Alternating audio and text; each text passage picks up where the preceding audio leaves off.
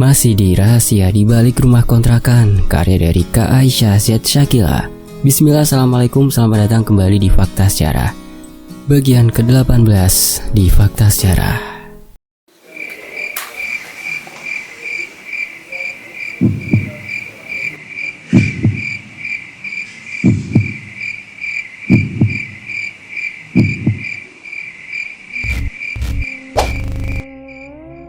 Raf, kamu pulang saja dulu.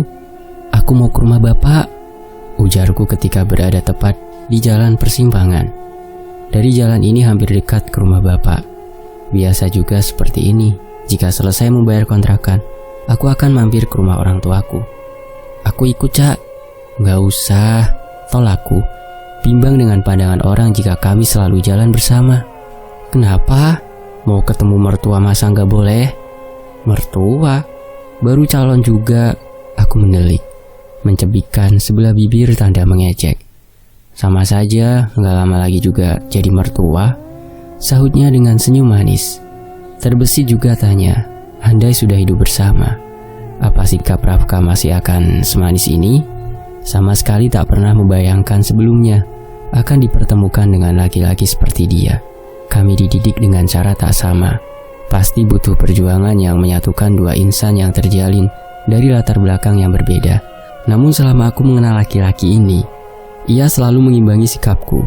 Sebab itu sangat jarang adanya perbedaan pendapat antara kami yang menyebabkan perdebatan. Aku berharap nanti pun demikian. Kamu gak sibuk? Tanyaku melanjutkan. Tiap hari juga sibuk mikirin kamu, candanya sambil tersenyum. Lagi-lagi dia menggombal. Untuk hari ini, libur dulu deh gombalnya, Raf. Aku serius kok, siapa yang gombal? Sanggahnya, aku tak ingin melayaninya. Takut perasaan malah semakin terbang kawan.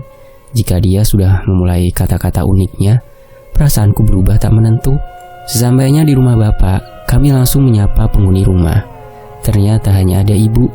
Adik-adikku tengah bermain di rumah tetangga, sedangkan bapak dan Diar berdagang seperti biasa. Rafka ikut juga? Tanya ibu sedikit heran. Iya bu, bapak ada? Tanya Rafka sambil menyalami tangan ibu. Biasa, kalau bapak mah dagang, pulangnya sore, saut ibu. Teteh dari mana?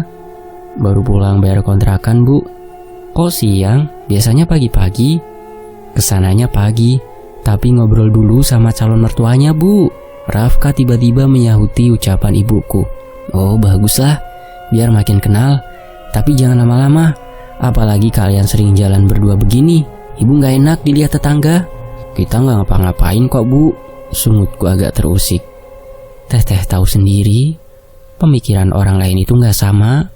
Kalau kita gak mau terkena fitnah, ya harus menghindari. Kadang anak muda sekarang itu begitu, gak mau digunjingkan orang, tapi gak mau menghindari fitnah itu sendiri, malah sengaja mengumbar. Ucapan ibu ada benarnya. Tak mungkin bisa menutup mulut orang, karena orang lain punya mata dan telinga. Walau kadang informasi yang mereka dengar tak sama seperti apa yang tengah terjadi. Ibu hanya menghindari hal itu, menjaga nama baik keluarga.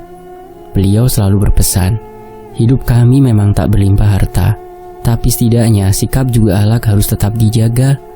Oleh sebab itu, tak bosan mengingatkan anaknya agar selalu menjaga diri dari fitnah dan gunjingan orang. Orang lain berandai-andai itu karena kita yang tak bisa menjaga akhlak. Seperti aku dan Rafka saat ini. Tak ada yang kami lakukan. Cuma jalan berdua niat bayar kontrakan dan mengenalkan aku pada orang tuanya. Tapi jika mata orang lain melihat, itu sudah lain lagi pemikiran mereka. Sebab kita tak bisa mengatur mulut dan telinga orang lain. Maka kita harus mengatur dan menjaga sikap kita sendiri. Kata-kata itu yang sering aku dengar dari bapak dan ibu. Insya Allah, secepatnya orang tua saya akan datang ke sini bu. Nunggu bapak saya dulu. Beliau masih di kota. Saya dekat dengan Ica, cuma berniat menjaganya. Tenang bu, saya gak berani macam-macam. Takut dikutuk sama Ica. Nanti gak nikah-nikah. Selalu Rafka menimpali. Ia terkekeh. Ibu dan aku tersenyum lucu mendengar ucapan Rafka. Dia paling bisa mencairkan suasana. Sikapnya selain ramah, tengil, sedikit menyebalkan, ia juga tak mudah marah dan tersinggung.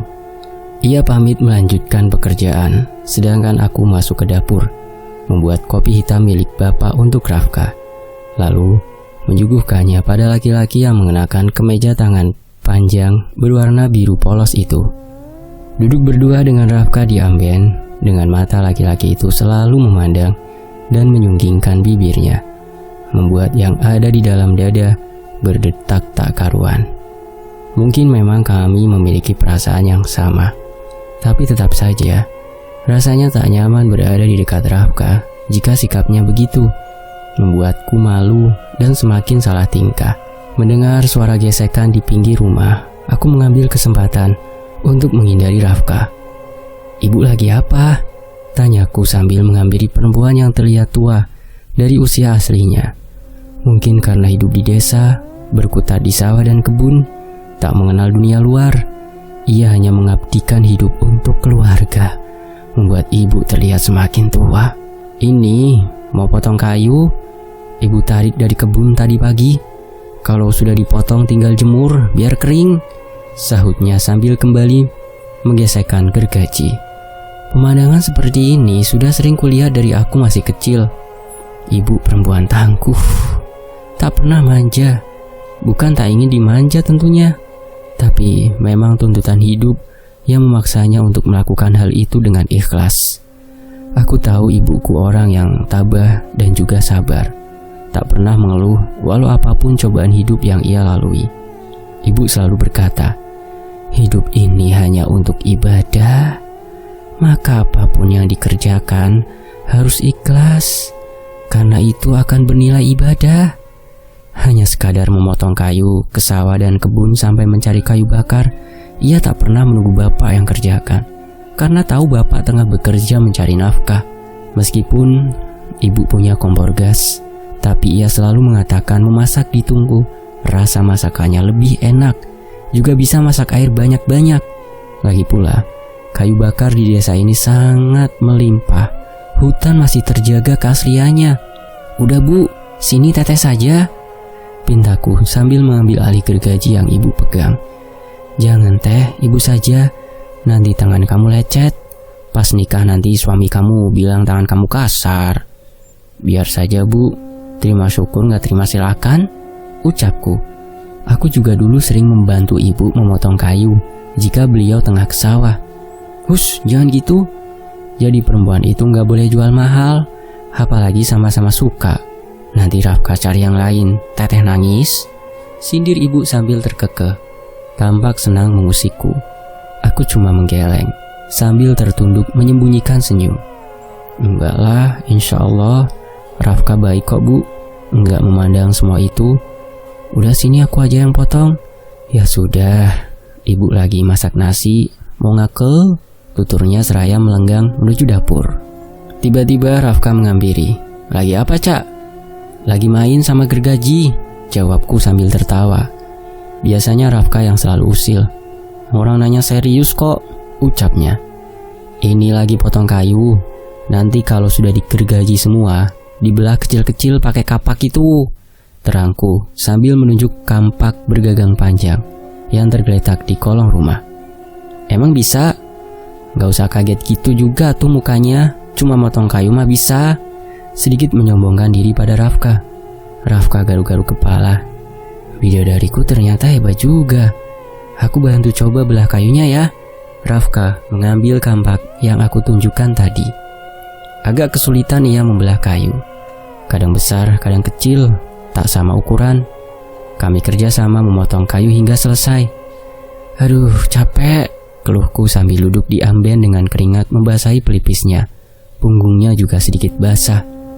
Apalagi nanti kalau sudah nikah, diajak ke sawah, membajak, nanam padi, panen padi. "Lebih capek dari ini, panas juga. Masih mau jadi suami aku?" tanyaku mengusik.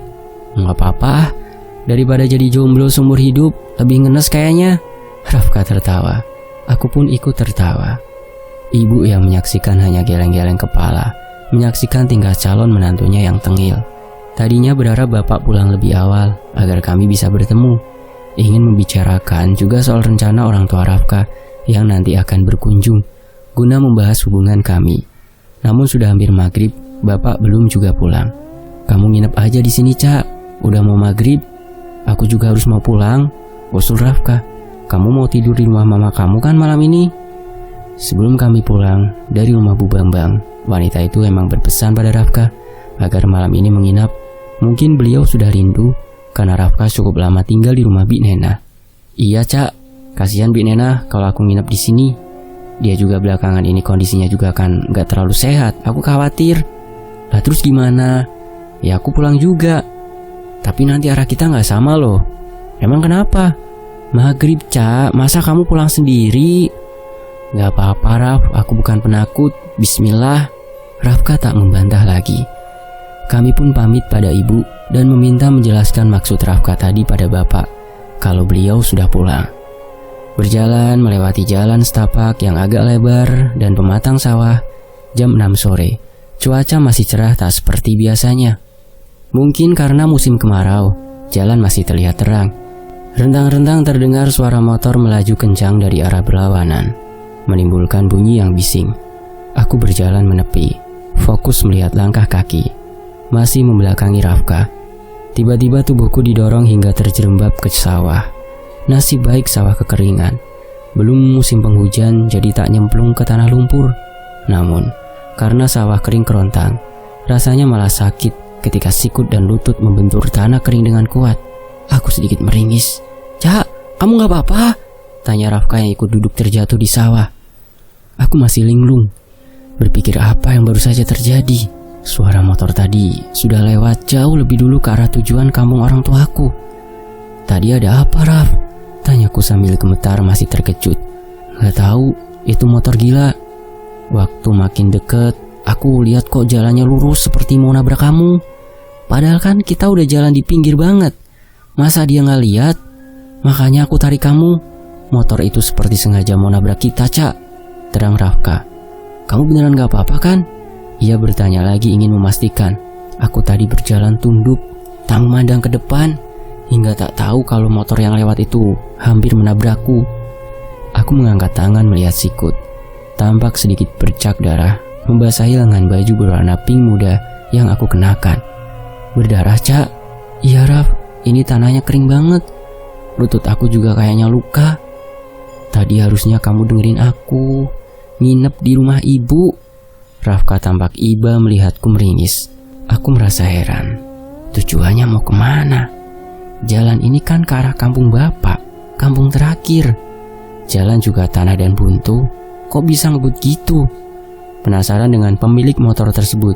Karena warga sekitar rumah bapak semua aku kenal dan juga hampir jarang yang memiliki motor.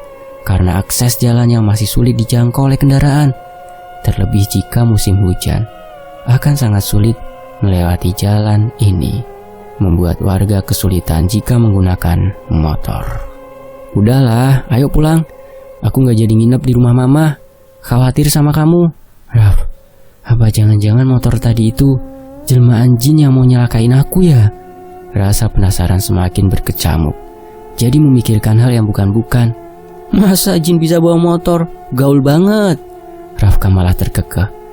Udah, nanti kita tanya bapak. Kalau emang motor itu tujuannya ke sana, pasti lewat depan rumah bapak kamu. Soalnya gak ada jalur lain. Aku masih memikirkan kejadian tadi. Siapa pemilik motor tersebut? Apa maksud dan tujuannya hingga ingin menabrak kami?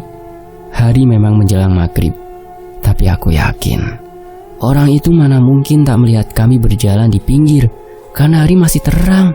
Kejadian pengendara motor misterius yang hampir menyerempet Ica membuatku penasaran. Jika tak kasihan pada Ica, sudah ku kejar motor tersebut. Akan tetapi, aku terpaksa membiarkan hal itu. Harus membawa kekasih hatiku pulang dulu. Ia juga tampak kesakitan. Berjalan berjingkat sambil meringis. Aku gendong, Cak. Nggak usah, Raf. Aku masih bisa jalan. Tolaknya. Dalam keadaan kesakitan pun masih saja ia tahan harga. Padahal aku ikhlas menolong. Bukan ingin mencari kesempatan. Jika hati sudah terikat dengan kasih, akan sangat mudah terusik iba. Kamu jalannya kayak sakit gitu. Masa aku biarin? Ayo, aku gendong. Menyesal aku tak membawa motor. Salahku juga terlalu bersemangat ingin bisa jalan berdua. Enggak kok, enggak apa-apa. Aku berjalan mendahuluinya dan jongkok membelakangi. Sini aku gendong, ucapku sambil menepuk pundak. Aku antar ke rumah bapak kamu saja, mumpung belum jauh. Enggak ah, kita pulang aja. Kasihan Bi Nena. Kamu juga kan mau nginep di rumah mama kamu. Bi Nena ada aku, enggak jadi nginep. Ayo Cak, aku cuma gendong. Gak ngapa-ngapain kok.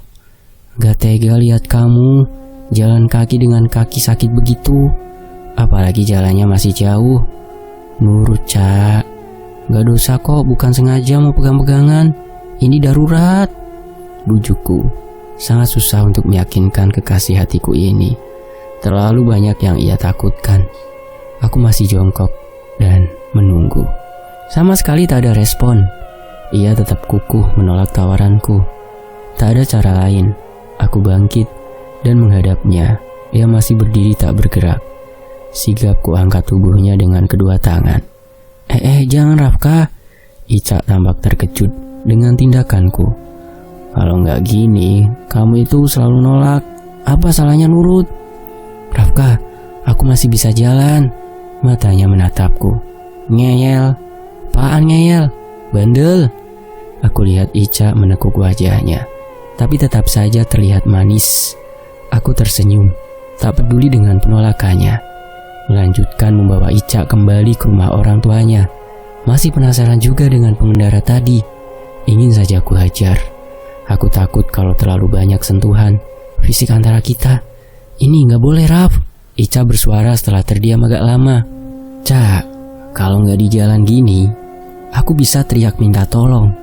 Masalahnya ini di sawah, jauh dari rumah warga. Apalagi kamu luka kayak gitu. Sanggahku.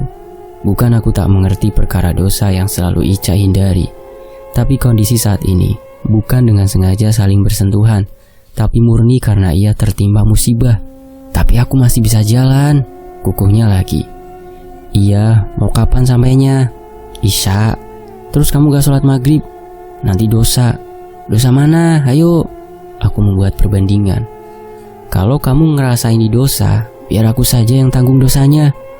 Ih, ngomong apa sih kamu? Lah habisnya kamu gitu terus. Aku udah bilang ini darurat kok. Makanya kita cepat nikah, ucapnya lirih. Aku menghentikan langkah sejenak. Beneran kamu mau cepet nikah? Bukan karena paksaan? Karena biasanya aku yang selalu mendesaknya agar menerima cintaku. Cepetan ah, nanti keburu maghrib. Sudah ngebet juga ternyata. Ih, siapa yang ngebet? Aku cuma gak mau kayak gini tanpa ada ikatan halal. Gitu aja kok. Kamu tahu apa itu dosa? Iya, aku tahu bawel. Aku menyunggingkan bibir sambil mempercepat langkah. Loh, kok balik lagi? Si Teteh kenapa kok digendong gitu? Tanya Ibu Ica panik ketika kami sampai di sana. Aku menurunkan Ica dari pangkuan.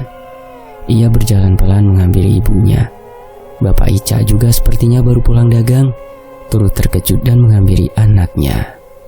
Tadi di jalan ada motor yang sengaja serempet, Bu. Tapi Rafka nolongin dorong ke sawah. Mana jarak jalan ke sawah itu tinggi, tanahnya juga kering. Jawab Ica. Jadi luka-luka begini karena terbentur tanah kering.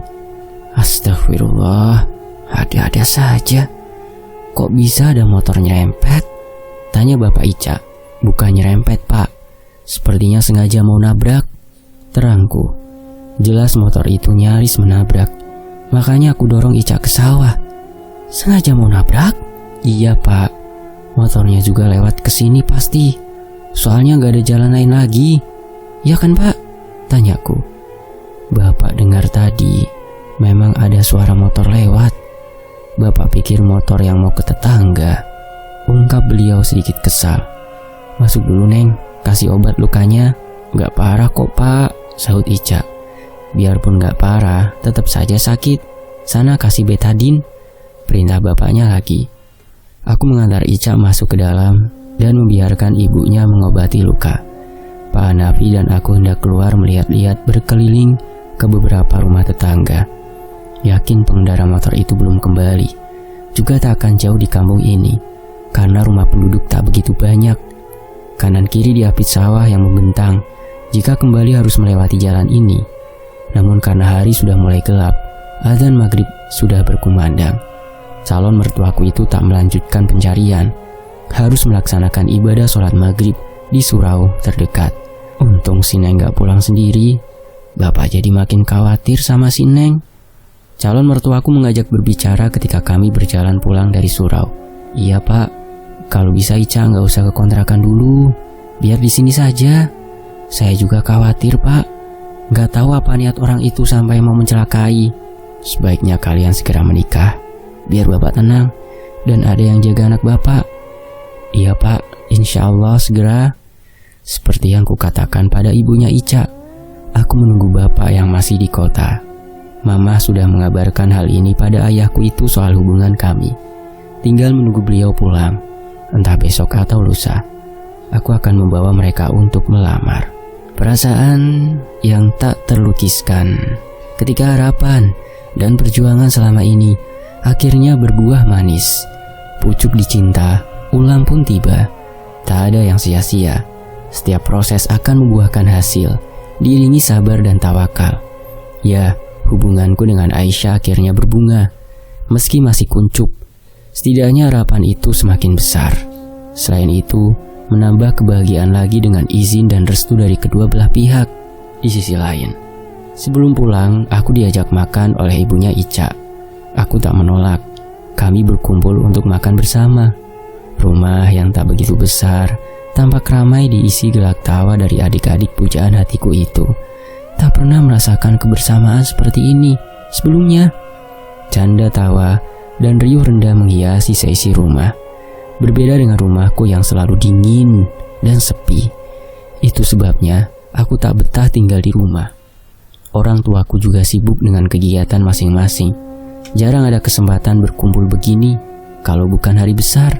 Selesai makan, aku tak buru-buru pulang. Kami bercengkrama sebentar. Maaf nak Rafka, di sini berisik, ucap calon bapak mertuaku sambil terkekeh. Malah saya suka pak, rumah saya sepi soalnya.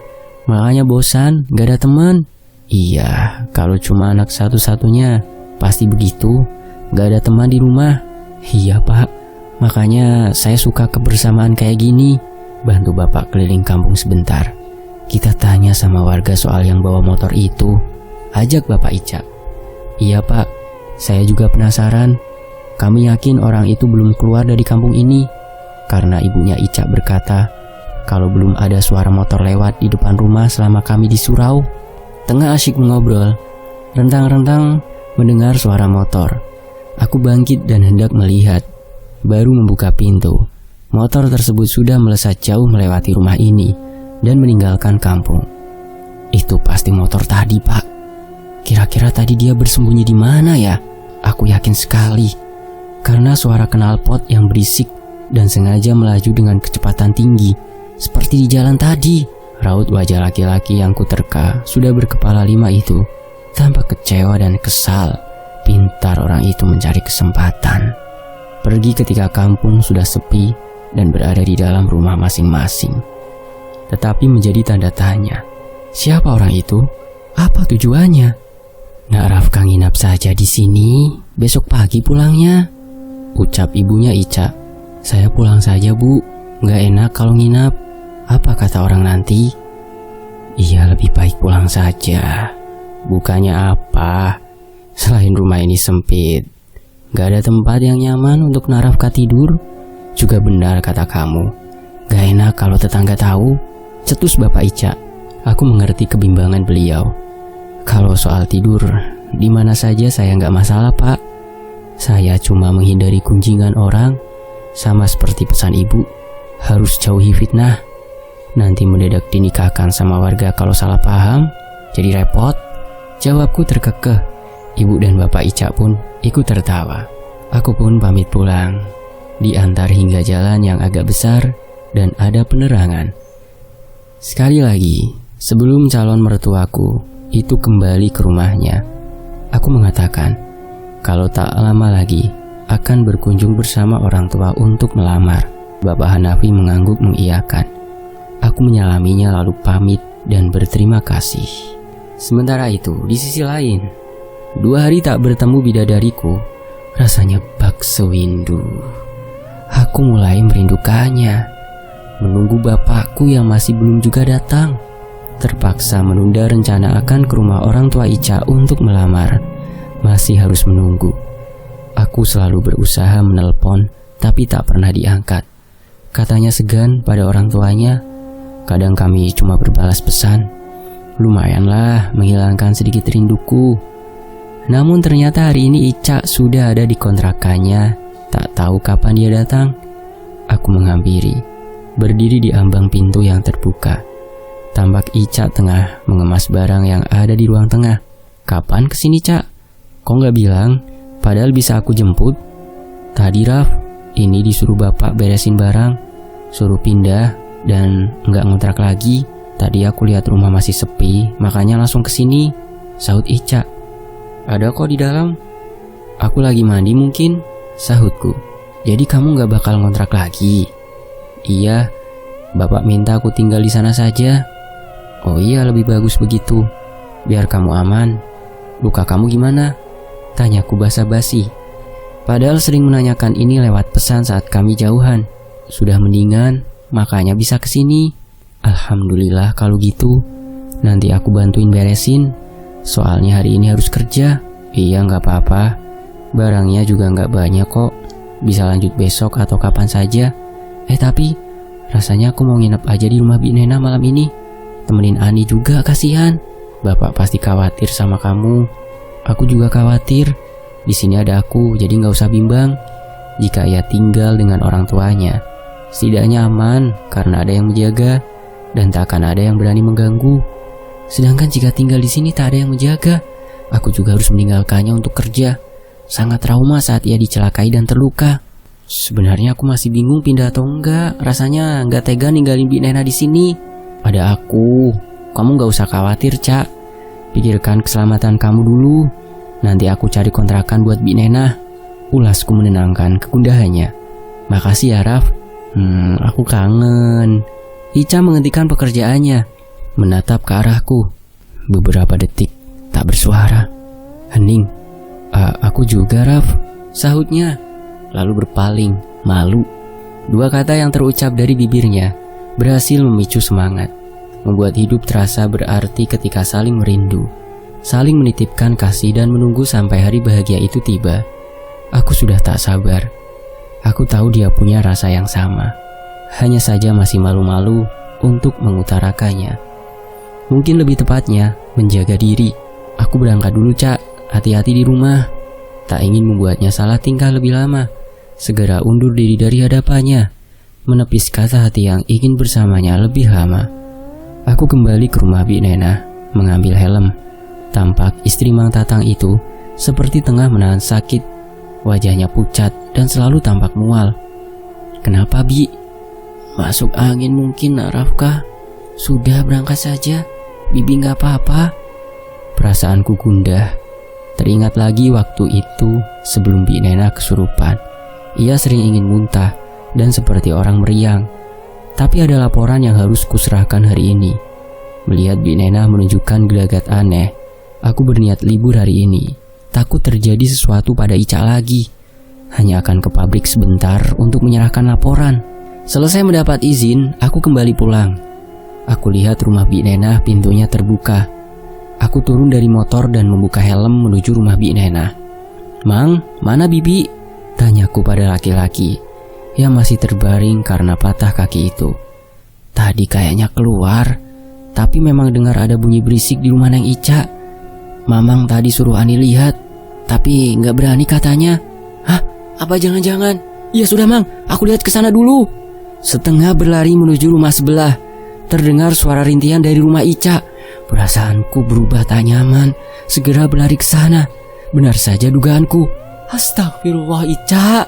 Leher Ica dicekik Bi Nena lagi dengan posisi terlentang di lantai. Terlihat sulit untuk bicara. 2 tangan perempuan yang kucintai itu memukul-mukul tangan Bi Nena yang mencekiknya tanpa ampun. Tanpa pikir panjang, aku menarik baju Bi Nena dari belakang dan menyeretnya keluar, berteriak meminta tolong pada tetangga sambil memegangi istri Mang Tatang yang mengerang dan meronta. beberapa warga berdatangan dan membantuku mengurus Bi Nena. Sudah mafhum dengan keadaan yang menimpa ibu dari Ani itu, karena bukan sekali ini saja ia kerasukan seperti ini. Aku meminta warga membawa Bi Nena ke rumahnya, juga meminta yang lain menjemput orang tua Ica. Kembali berlari ke rumah Ica, kekasih hatiku itu masih terbaring miring, pasti kesakitan dan lemas. Ya Allah, Ca. Aku membangunkannya agar ia duduk. Kerudungnya hampir terlepas, kepala tampak berdarah, wajahnya juga penuh luka. Rumah sangat berantakan dengan barang yang tadi ia kemas sudah pecah belah beramburan. Aku takut, Raf. Ica berbisik terisak. Dapat kurasakan juga, membayangkan ketika Bi Nena menyerang seperti waktu itu. Aku membawanya ke rumah Santi. Di sana tempat yang cukup aman agar jauh dari Bi Nena. San, obati Ica. Aku urus Bi Nena sebentar. Iya, Teh Ica biar aku yang jaga. Dengan amarah yang tak dapat kutahan, bergegas kembali ke rumah Mang Tatang mengambil sesuatu. Bukan sekali makhluk itu menyakiti calon istriku. Aku sudah muak, ingin saja membunuh makhluk itu. Masih ingat pesan Bapak Ica, jika Bi Nena kembali kerasukan, beliau meminta agar Ika saja pakai tali tambang miliknya yang waktu itu pernah digunakan untuk mengikat Bi Nena ketika kerasukan. Sengaja tali tambang itu tak beliau bawa pulang dan meminta aku menyimpannya. Bersambung, nantikan kelanjutannya hanya di Fakta Sejarah. Terima kasih ya sudah menyimak kisah ini di sini, dan tentunya terima kasih untuk Kak Aisyah Said Sakila. Teman-teman juga bisa mampir ke akun KBM-nya beliau ya, linknya nanti ada di deskripsi. Dan sembari menunggu, teman-teman juga bisa mampir ke channel cadangan admin di Tony FS atau di FS Media. Itu di layar ada ya, untuk langsung menuju ke channel tersebut. Dilihat dulu layarnya. Nah, tinggal disentuh saja kalau mau mengunjungi channel cadangan admin itu. Saya pamit, terima kasih banyak. Wassalamualaikum warahmatullahi wabarakatuh. Alhamdulillah. Sampai jumpa di